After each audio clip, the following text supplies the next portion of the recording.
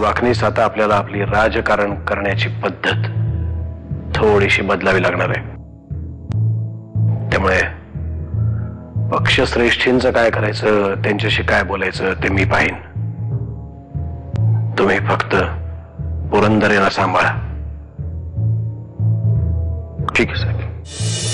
या आर्यांनी माझ्या आयुष्याचा खेळ खंडोबा करून ठेवलाय. रमावतीला जाणाऱ्या एसट्यांच्या वेळा मला माहिती नाहीत. मी गोव्याला काय जाणार? पण नाही जावं तर अमृताच्या जीवाचं काहीतरी बरं वाईट करायचं. आता काही झालं तरी बहुधा मला गोव्याला जावंच लागणार.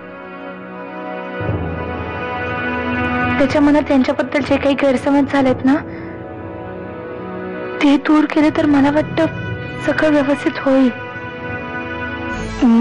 मी आईची तब्येत थोडी बरी नाहीये, तर मी रमावतीला जाऊन आलं तर चालेल का? काय ग, काही सिरियस नाही ना? नाही, ताप आलाय थोडा.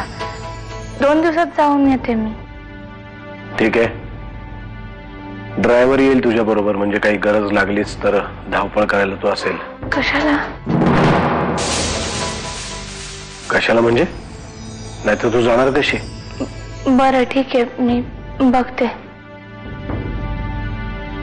तुम्हाला जे योग्य वाटेल ते तुम्ही करा वकील साहेब, पण नरसिंहा विरुद्ध केस जिंकायला मला आवडेल. आणि हो जना, ताबडतोब त्या कर्वेला नोकरीवरनं काढून टाक आणि दुसरीकडे त्याला कुठेही नोकरी मिळणार नाही याची खबरदारी घे. हे व युगंधरी, कर्व हा कामाचा माणूस आहे, तेव्हा असा घाई गडबडीनं कुठला बी निर्णय घेऊ नगस. त्याला जेवढं सांगितलं तेवढं कर. मी माझ्या आयुष्यातलं सगळ्यात मोठं धाडस करते. त्यासाठी मला यांच्याशी खोटं बोलावं लागलं. कदाचित आईशी बाबांशी खोटं बोलावं लागेल, पण हे सगळं मी का करते ते फक्त तुला माहितीये. माझ्या पाठीशी उभे राहा. तू नरसिंह भाऊजींशी सध्या जी काही जवळीक वाढवतेस ती थांबव. जवळीक आली? अगं, 1-2दा त्यांच्या अडचणीत मी त्यांना सल्ला दिला. That's it. राधा, आमच्यात त्याला जवळीक वाढवणं असंच म्हणतात. आली, मला वाटतं तुझा खूप मोठा गैरसमज होतोय. हवं तर तसंच समज, पण हे सगळं थांबव. जानकी, अगं असं झालंय तरी काय? नरसिंहरावांशी खोटं बोलू हित यायची आणि तुझ्यावर. तुम्ही त्याचा मला फोन आला होता.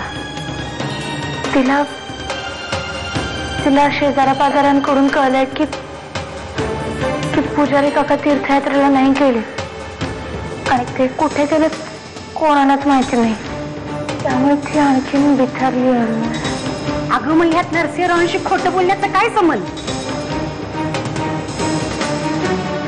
आई, अगं तिकडे कोणाला जर काही कळलं तर मागचा पुढचा कुठलाही विचार न करता ते तिला परत पेड्यांच्या हॉस्पिटलमध्ये घेऊन जाते. अगं, मग आता इथं काय करणार आहेस तू? मी सुमिताला उद्या सकाळीच मुंबईला घेऊन जाणार आहे. तिकडे दवाखान्यामध्ये घेऊन जाऊन तिला एकदा दाखवून आणेन. फक्त हे तू माझ्या बरोबर आलेल्या ड्रायव्हर काकांना सुद्धा सांगू नकोस. त्यांनी काही विचारलं तर सांगत राहा की मी घरातच आहे म्हणून.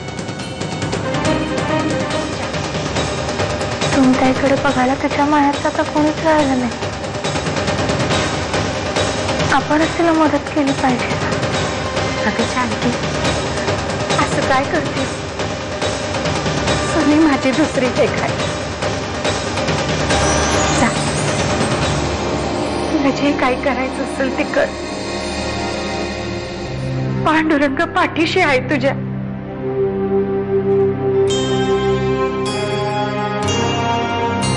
देवा पांडुरंग, आईशी पण खोटं बोलावं लागलं. आणखी काय काय करायला लावणार?